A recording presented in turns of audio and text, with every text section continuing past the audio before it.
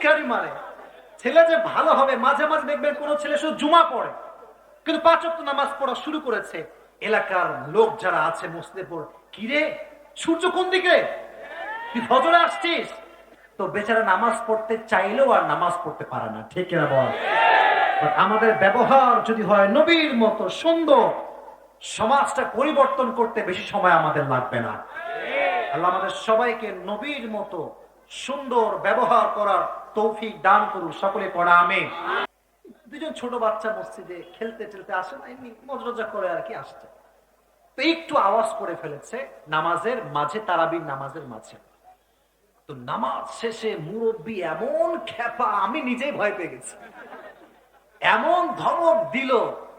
তা আমি ভাবলাম, যেই যুবককে, যেই বাচ্চাকে আজকে মসজিদ থেকে তাড়ায় দেওয়া হলো, এই আগামীতে ডাকাতও হতে পারে। আপনি আজকে সুযোগ দেন, আজকে বাচ্চাকে আপনি নামাজি পড়ান, নামাজি বানান, আগামীতে আপনার বাচ্চা দেড় সৈনিক হয়ে কাজ করবে। তো নবীজি নামাজ দাঁড়িয়েছেন, সেজদায় গিয়েছেন। সেজদায় গিয়ে নবীজি আর ওঠে না, থেকে গেছে। সাহাবা একরাম ভাবছে, কি রে নবী মনে মরেই গেল নাকি, নবী মনে দুনিয়াতে আর নেই। এখন সামনের কাতার, এটা হচ্ছে সামনের কাতার, আমি আছি এখানে ইমাম সাহেব, একদম সামনের কাতার থেকে একজন সাহাবী সেজদার থেকে এই দেখেন উকি মারছে, নবীর হইলটা কি? তো উকি মেরে দেখছে নবীজির পিঠে হাসান চড়ে বসে আছে। এখন ওই সাহাবী ভাবছে, কি রে আমি যদি নামাই দেই তাহলে তো নামাজ আবার শুরু হয়ে যাবে। তো নবীজি সেজদায় আছেন, সে এইভাবে হাত বাড়িয়েছে হাসানকে নামাবে বলে। আমার নবীর দরদ কত, দরদ কত, মায়া কত, ভালোবাসা, হাত ধরে বসছে। খবরদার, আমার নাতি যতক্ষণ পর্যন্ত আমার কাঁধে আছে ততক্ষণ পর্যন্ত আমি রবের দরবার সেজদায় থেকে যাব। শিক্ষা দিয়েছেন বাচ্চাদেরকে ভালোবাসতে হবে, সালাম দিতে হবে। আপনি বাচ্চাদেরকে চকলেট দেন। আপনার টেলিভিশনে দেখবেন মাঝে মাঝে খবরে যে বাচ্চাদেরকে 40 দিন জামাতে পড়ার জন্য নামাজ, সাইকেল উপহার দেওয়া হয়েছে। আপনার মান্য কোনো ব্যক্তি এখানে আছেন, আপনার উদ্যোগ নেন, ঘোষণা করেন, হয়েছে নাকি? আল্লাহ মারহাবা বলেন। কি সুন্দর উদ্যোগ কমিশনার সাহেব নিয়েছেন, আপনারা হেল্প করেছেন। এরকম সমাজ করবেন, আগামীতে জিনা তো হবে ইসলামের একটা ঘাঁটি, ঠিক না বল? আর এক হাদিসে আসছে, একবার এই আপনার এই কুস্তির নাম শুনছেন? কুস্তি, কুস্তি মানে খালি ডাব্লিউ না ভাই, কুস্তি মানে কিন্তু এইটাও বোঝায়, এই যে এটার নাম কি? পাঞ্জা খেলা। হাদিসটা বলা যাবে? আপনার মনে বিরক্ত হয়ে গেছেন, দোয়া করে দেবো নাকি? হাসান এবং হোসাইন দুইজন দুই পাশে বসে আছে, সামনে আছে ফাতেমা, সামনে আছে কে? তো নবীজি বলছে, এই হাসান হোসাইন চলো, লেটস হ্যাভ আ কম্পিটিশন, চলো একটা প্রতিযোগিতা করি। কি প্রতিযোগিতা? বলছে তোমরা পাঞ্জা খেলবা। তো নবী যখন পাঞ্জা খেলাতে শুরু করছে, নবীজি বারবার বলছে শাবাশ হোসাইন শাবাশ। এখন তো ফাতেমা রেগে গেছে, আরে নবীজি দুইজনই তো আমার ছেলে, শাবাশ দুইজনকে দিবেন, একজন কেন দিচ্ছেন? তো নবীজি বলছেন, ফাতেমা আমার দোষ কোথায়? এখানে জিবরাইল বসে আছে, জিবরাইল ও হোসাইনকে শাবাশ দিচ্ছে, আমি নবীও হোসাইনকে শাবাশ দিচ্ছি। কি খুনসুটি, কি ভালোবাসা! নবীজি মাঝে মাঝে বলতেন, ইয়া আলী, হাসানের চেহারা পা থেকে নিয়ে মাজা পর্যন্ত তোমার মতো, আর এই পেট থেকে নিয়ে মাথার এই চুল পর্যন্ত আমার মতো। অতএব হাসান হচ্ছে আমার সন্তান, হোসাইন হচ্ছে তোমার সন্তান। সুবহানাল্লাহ। নাতি নাতির ভালোবাসা, নাতি নাতির নানা নাতির ভালোবাসা কি সুন্দর। আর আজকালকার মুরব্বীরা এমন খাস্টাপনা করে, দেখলেই ভয় লাগে। কথা ঠিক আছে কিনা যুবক ভাই? তো মুরব্বীদেরকে আমি অসম্মান করতে আসি নাই। মুরব্বীরা হচ্ছে আমাদের আদর্শের জায়গা। মুরব্বী ঠিক তো যুব সমাজ ঠিক হয়ে যাবে। আল্লাহ প্রত্যেকটা মুরব্বীর হৃদয়ে নবীজির মতো ভালোবাসা ঢুকায় দিক, সকলে পড়া। এবার আর একটা প্রশ্ন, বলেন নবীজির বউ ছিল কয়জন? এদিকে বলে, এদিকে বলো না, বলেন না কয়জন? 11 জন। আচ্ছা, বাংলাদেশের সিস্টেম কি জানেন? আপনি 4টা প্রেম করবেন, আপনি স্মার্ট। আপনি 2টা বিয়ে করবেন, আপনি লুচ্চা। এটা কথা জোরে বলতে হবে, ঠিক না যুবক? আজকালকার বাংলাদেশে হালাল করলে হয় লুচ্চা, আর হারাম করলে হয়ে যায় স্মার্ট। আল্লাহ এই জাতিকে হেদায়েত দান করুক, পড়া আমিন। এবার প্রশ্ন, নবীজির একজন স্ত্রী ছিলেন, একমাত্র স্ত্রী, যিনি ভার্জিন ছিলেন, কুমারী ছিলেন, নামটা কি? আয়েশা রাদিয়াল্লাহু তাআলা আনহা। একবার নবীজি দোয়া করছেন, আল্লাহ হাদা কসমি ফিমা আমলিক ওয়ালা তুআখিদনি ফিমা তামলিক ওয়ালা আমলিক। আল্লাহ তুমি আমার অনেক বউ দিছো, বাট আমি শুধুমাত্র আয়েশাকে খুব বেশি ভালোবাসি, তুমি এটার উপর আমার কোনো বিচার করিও না। সুবহানাল্লাহ বললেন না? আচ্ছা, কেউ যদি বউয়ের সামনে এই দোয়া করে, তার বউ না পড়তে যাবে কোথায়? কথা ঠিক আছে না যুবক ভাইরা? নবীজি দোয়া করতেন, আল্লাহ আমি আয়েশাকে খুব ভালোবাসি। হাদিসে আসছে, একবার নবীজি সফর থেকে ফিরে আসছেন যুদ্ধ করে, গভীর অন্ধকার রাত, তবে জ্যোৎস্না প্লাবিত রাত, চতুর্পাশে আলো আর আলো, মা আয়েশা পাশে আছেন। নবীজি বলছেন, আয়েশা চলো একটা প্রতিযোগিতা করি। দৌড় প্রতিযোগিতা, ব্যবহার কাকে বলে দেখেন, বইয়ের সঙ্গে ব্যবহার। চলো প্রতিযোগিতা করে আসি। কি প্রতিযোগিতা?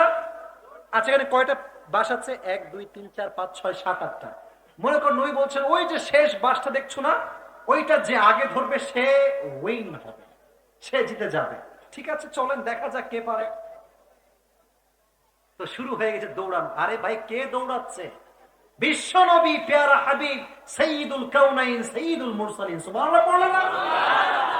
আমাদের স্বামীরা যে খাইস্টার খাইস্টা, ওর বউরা যদি কেউ বলে তো স্বামী কেমন রে, বলে আমার কপাল পড়ে গেছে। এরকম স্বামীও আছে না নাই?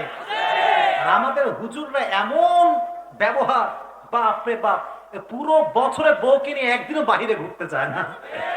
হ্যাঁ, ইসলামের শত্রু কোথাকার, শুধু ঘোরাঘুরি, তাই না? ইসলাম ধ্বংস হয়ে গেল আর সে পড়েছে ঘোরাঘুরি নিয়ে। কেন বলেন? তো নবীজি বলেন, চলো দৌড়াই, কে পারে? দৌড়াচ্ছে দুইজন মিলে, কঠিন দৌড়। বাট নবীজি আয়েশার আগে পৌঁছে গিয়েছে, এমনি করে বাসটা ধরছে ঠাস করে সবার আগে গিয়ে। বলছে, আয়েশা আর লাভ নাই, দৌড়ায় আর লাভ নাই, আমি জিতে গেছি। প্রথমবার নবীজি জিতে গেছেন, আয়েশা হেরে গেছেন। ওরা প্রথমবার নবীজি হেরে গেছেন, আয়েশা জিতে গেছেন। দ্বিতীয়বার আর একদিন দৌড় প্রতিযোগিতা হয়েছে। ওই দিন হাদিসে আসছে যে আয়েশা একটু মোটা হয়ে গেছে। ভাই, মোটা মানুষ কি দৌড়াতে পারে? বেশি বলেন না কেন? পারে পারে পারে। তো ওই দিনকে যখন দৌড় দেওয়া শুরু করছে, নবীজি আয়েশার বহু দূরে চলে গিয়েছে।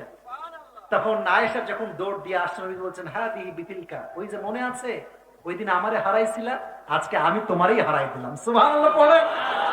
কি সুন্দর আচরণ, কি সুন্দর ভালোবাসা, কি সুন্দর বন্ডিং। আজকে মুসলমানরা মনে করে শুধুমাত্র নামাজ পড়াই মনে হয় ইসলাম, শুধুমাত্র রোজা রাখার নামে ইসলাম, তা নয়। বইয়ের সঙ্গে ভালো ব্যবহার করার নাম হচ্ছে ইসলাম। ঠিক কিনা বলেন? তাহলে বোঝা গেল আজ থেকে আমাদের আচরণ হবে নম্র, ভদ্র। যাকেই দেখবো আগে আমার সঙ্গে সালাম প্র্যাকটিস করেন। আমাকে সালাম দেন সবাই। ওয়ালাইকুম আসসালাম ওয়া রাহমাতুল্লাহি ওয়া বারাকাতুহু। যখনই যার সঙ্গে দেখা হবে সালাম দিবেন। একটা লজ্জার বিষয় বলেই ফেলি, আমরা যখন বাবা মাকে সালাম দিতে যাই লজ্জা লাগে, লাগে না? লাগে না? লাগে না? তো তোমরা এই যে যুবক ভাইরা যারা আছো, আজকে একটু ট্রাই করবো সালাম দেওয়ার জন্য। আর বাবারা যারা আছেন, টিটকারি মাইরেন না। আমরা তো এত টিটকারি মারি, কিছু যুবক যদি দাড়িওয়ালা হয়, একটু দাড়ি রাখছে, কিরে জঙ্গির খাতায় নাম লেখাচ্ছিস না কিরে, এই কথা বলো না, বলো না, বলো না, বলো না। তো তোমার দাড়ি রাখায় যদি কেউ বলে জঙ্গির খাতায় নাম লেখাবি কিনা, তা আমি শিখাই দিচ্ছি, বলবা যে হ্যাঁ লেখাইছি, বাট যেগুলোকে মারার টার্গেট করছি তুই 1 নম্বরে আছিস। কথা ঠিক আছে না যুবক ভাইয়েরা? আর আমি দেখেছি মাঝে মাঝে যুবকরা ভালো হওয়ার ট্রাই করে, আসসালামু আলাইকুম আব্বাজান, বলবে কিরে সূর্য কোন দিক উঠলো রে, টিটকারি মারে। ছেলে যে ভালো হবে, মাঝে মাঝে দেখবেন কোন ছেলে শুধু জুমা পড়ে কিন্তু 5 ওয়াক্ত নামাজ পড়া শুরু করেছে। এলাকার লোক যারা আছে মুসলিমপুর, কিরে সূর্য কোন দিকে, তুই ফজরে আসছিস? তো বেচারা নামাজ পড়তে চাইলেও আর নামাজ পড়তে পারে না। ঠিক কিনা বল? আমাদের ব্যবহার যদি হয় নবীর মতো সুন্দর, সমাজটা পরিবর্তন করতে বেশি সময় আমাদের লাগবে না। আল্লাহ আমাদের সবাইকে নবীর মতো সুন্দর ব্যবহার করার তৌফিক দান করুন। সকলে পড়া আমিন। আপনাদের পুরো মাঠ লোড, শেষ অংশে আছি। এখন একটা ওয়াদা করাবো, শেষ অংশ বলবো, দোয়া করব। ওয়াদা হচ্ছে আমার সঙ্গে যা বলছি তাই রিপিট করেন। বলেন সবাই, হুজুর। আপনারা বলেন, জোরে সোরে বলেন, হুজুর। আমরা আজকে ঝিনাইদহের মাহফিলে এই কথা ওয়াদা করছি, দোয়া না করে আমরা কেউ বাসায় ফিরে যাব না। হাত তুলে বলেন ইনশাআল্লাহ। এবার দেখি কে যায় কোথা, এবার হাত নামান। আর একটা কথা মাথায় রাখবেন, শেষ ভালো যার, শেষ ভালো না যার, সব ভালো না। নবীর দয়াময় আচরণ কত সুন্দর ছিল। আচ্ছা, আমরা তারাবির নামাজ যারা পড়ি, কেউ 20 রাকাত পড়ি, কেউ 8 রাকাত। মারামারি করতে আসি নাই, কোন দলিল দেওয়ার জন্য আসি নাই। নবীজি কতদিন তারাবির নামাজ পড়েছেন তা নিয়ে অনেক ইখতিলাফ আছে। কেউ বলেছে 3 দিন এসেছে, হাদিসে এসেছে 3 দিন যখন নবীজি তারাবির নামাজ পড়ালেন, পুরো মসজিদ ফিলাপ, সব সাহাবীরা চলে আসছে কন্টিনিউ পড়বে। বাট 3 দিনের বেলায় নবীজি আর নাই, আসে না। পুরো মসজিদে সব সাহাবা একরাম ভরা। তো নবীজি কেন আসলেন না? তারপরের দিন সে বলছেন নবী যে, এই সাহাবা একরাম শোনো, আমি কালকে আসি না এই জন্য, যদি আমি কন্টিনিউ তারাবির নামাজ পড়াতেই থাকি, আর যদি এটা ফরজ হয়ে যায়, এটা আমার উম্মতের জন্য কষ্টকর হয়ে যাবে। আর আমার উম্মতের জন্য কোনো কিছু কষ্টকর হবে, এটা আমি নবী কখনো সহ্য করতে পারবো না। সুবহানাল্লাহ পড়লেন না? আপনারা বলেন, এক আমলের বদলে কয় আমলের নেকি পাওয়া যায় ইসলামে? কোথাও আসছে ডাবল, কোথাও আসছে 10 গুণ, কোথায় আসছে বেহিসাব। আগে ছিল 1-এর বিনিময়ে 1। নবীজি বললেন যে না, হবে না, বাড়িয়ে দেন। আল্লাহ বললেন ঠিক আছে যান, মান জাআ বিল হাসানাতি ফালাহু 10 আমসালিহা। যে বান্দা আপনার 1 গুণ আমল করবে, আমি আল্লাহ 10 গুণ বাড়ায় দিব। নবীজি বললেন আমি তাতেও খুশি না, আর একটু বাড়ায় দেন। আল্লাহ বললেন ঠিক আছে যান, এবার আপনাকে হিসাব দিচ্ছি, 7 সানাবিল। 1 গুণ করবে 7 গুণ বাড়ায়, 700 গুণ বাড়ায় দিব। এত আস্তে সুবহানাল্লাহ পড়তেছেন। একে আছে কয়শো? বলেন না কয়শো? নবীজির দয়া কত বেশি। বলছে আল্লাহ আমি তাও খুশি না, আরো বাড়ান, আরো বাড়ান, আমার উম্মতের হায়াত খুবই কম। আল্লাহ বলছেন ঠিক আছে যান, এবার আমার আয়াত শোনেন, ইন্নামা ইউওয়াফাস সাবিরুনা আজরাহুম বিগাইরি হিসাব। আপনার উম্মতের মাঝে সবর ইখতিয়ার করবে, তাদেরকে আমি আল্লাহ বিনা হিসাবে জান্নাতে প্রবেশ করাবো। নবীজি তাও খুশি না, আরো লাগবে। নবীজি বলছে আল্লাহ আরো সুন্দর সুন্দর নিয়ামত দান করেন, কারণ উম্মতের হায়াত তো বেশি একটা না, কম হায়াত। আল্লাহ বলেন যান, লাইলাতুল কদরি খায়রুম মিন আলফি শাহর। এমন একটা রাত দিলাম, 1000 মাস ইবাদত করলে যে সওয়াব পাওয়া যাবে, 1 রাত জাগলে ইবাদত করলে সেই পরিমাণ সওয়াব আমি আল্লাহ দান করব। সুবহানাল্লাহ! কত সুন্দর দয়া, কত সুন্দর মায়া। বললে তো বলতেই মনে চায়, কত বলা যায়। আম্মা জান আয়েশা বলছে নবী হে, আমার জন্য একটু দোয়া করে দেন, একটু দোয়া চাই। তো নবীজি এইভাবে দোয়া করছেন আমার দিকে, ইয়া আল্লাহ আল্লাহুম্মা গফির লি আয়েশা মা তাকাদ্দামা মিন যামবিকা ওয়া মা তাআখার। আল্লাহ তুমি আমার বউয়ের আগের গুনাহ পরের গুনাহ সব মাফ করে দাও। এই কথা শুনে আয়েশা এত খুশি, আয়েশা খুশিতে উল্টে খাটের উপরে পড়ে গেছে আর বলছে নবী আপনি কি দোয়া করলেন আমার জন্য, আগের গুনাহ পরের গুনাহ সব মাফ। নবীজি বলছেন আয়েশা তুমি আমার একটা মাত্র স্ত্রী, কলিজার টুকরা বউ, যাকে আমি খুব ভালোবাসি। তুমি দোয়া করতে বলেছো তাই আমি দোয়া করেছি, তুমি বলেছো তাই। বাট আমি আমার আগত উম্মতের জন্য তারা বলা ছাড়াই প্রতিদিন এই দোয়া করতেই থাকি, করতেই থাকি, করতেই থাকি। তুমি বলেছো তাই দোয়া করেছি, আর আমি তো আমার উম্মতের জন্য অলওয়েজ দোয়া ফ্রি করতে থাকি। সুবহানাল্লাহ পড়ো না? আল্লাহ তাআলা প্রত্যেক নবীকে একটা দোয়া দিয়েছেন, স্পেশাল দোয়া। প্রত্যেক নবী সেই দোয়া দুনিয়াতেই করে ফেলেছে, বাট একজন নবী যিনি সেই দোয়াটা দুনিয়াতে করেন নাই, কিয়ামতের কঠিন দিনে যখন আমরা আটকে যাব, হিসাব যখন কঠিন হয়ে যাবে, ওই দিন আল্লাহ তাআলা আমাদেরকে সুযোগ দিবেন নবীর মাধ্যমে। নবী সেই দোয়া করবেন আমাদেরকে মাফ করাবার জন্য। সুবহানাল্লাহ। আরেকটা হাদিস শোনাই, নবীজির দয়া কত বেশি ছিল। আপনারা কি ডাক্তার করছেন নাকি প্রিয় ভাইরা? এটা তাকবীর কিন্তু আমার সাথে লিল্লাহি তাকবীর। একবার নবীজি আমাদেরকে দয়ার আচরণ বোঝাবার জন্য একটা হাদিস বোঝালেন।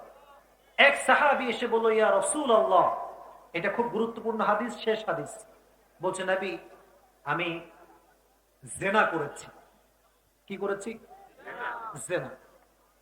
জেনার হুকুম হচ্ছে যদি জেনা কেউ করে, সাক্ষী যদি উপস্থিত হয় বা ব্যক্তি যদি বারবার সাক্ষী দেয় যে আমি করেছি, তাকে বেতের আঘাত দিয়ে শেষ করতে হবে, বেতের আঘাত দিয়ে মারতে মারতে। তো নবীজির কাছে একজন সাহাবী এসে বলছে ইয়া রাসূলুল্লাহ আমি জিনা করেছি। তো নবীজির দিলে এত মায়া, বলছে না না কেউ করেনি, যাও যাও, কেউ করেনি, যাও। ডান পাশ দিয়ে ঘুরাই দিয়েছে, বাম পাশ দিয়ে, নবী হে আমি জিনা করেছি। নবী বলছে যাও যাও, কেউ করেনি, যাও যাও যাও। নবীজি পেছনে ফিরে গেছে। ওই সাহাবী পেছনেও আসছে, নবী হে আমি জিনা করেছি। নবীজি সামনের দিকে মুখ ফিরে আছে, বলো কেউ করে নাই। সামনে আসছে, নবী হে আমি জিনা করেছি। কয়বার হলো? যদি 4 জন সাক্ষী হয় অথবা 4 বার স্বীকারোক্তি হয়, লাজেম হয়ে যায় তার শাস্তি।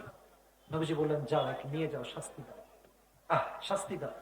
কিন্তু সাহাবা একরামদের মাঝে কষ্ট প্রকাশ হয়ে বলেন আল্লাহ যদি সে আমার কাছে না আসতো, তাকে আল্লাহ তার নিজ গুণে মাফ করে দিতেন। সুবহানাল্লাহ পড়া। কত মায়া, কত ভালোবাসা। এই জন্য যুবক ভাইরা যারা এসেছেন, মুরব্বী আব্বাজান যারা এসেছেন, যতদিন আমরা আছি মানুষকে মায়া করে চলবো, দয়া করে চলবো। যে দয়া করে বান্দার উপরে, আল্লাহ তার উপরে দয়া করে। সুবহানাল্লাহ পড়ে। তাহলে আজকে আমরা কথা বলেছি 3টা বিষয়। জোরে বলেন কয়টা বিষয়ে?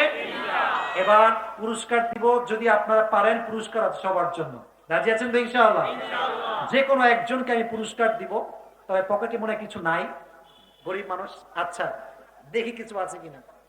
যা আছে, ও কয়শো, 200 টাকা আছে ভাই, 205 টাকা, যাই পারবে দিয়ে দিব, সমস্যা নাই। ওই মানি ব্যাগ এই গাড়িতে আছে। আমি জাস্ট রিপিট করছি from beginning to the last. আপনাকে শুনতে হবে, then you have to copy paste. যা বলবো তাই বলবেন, ঠিক আছে ইনশাআল্লাহ? তবে একজনকে পুরস্কার দেবো, যে কোনো একজনকে শুনবেন। আজকে আমরা বিশ্বনবীর জীবনে 3টা বৈশিষ্ট্য নিয়ে কথা বলছি। কয়টা?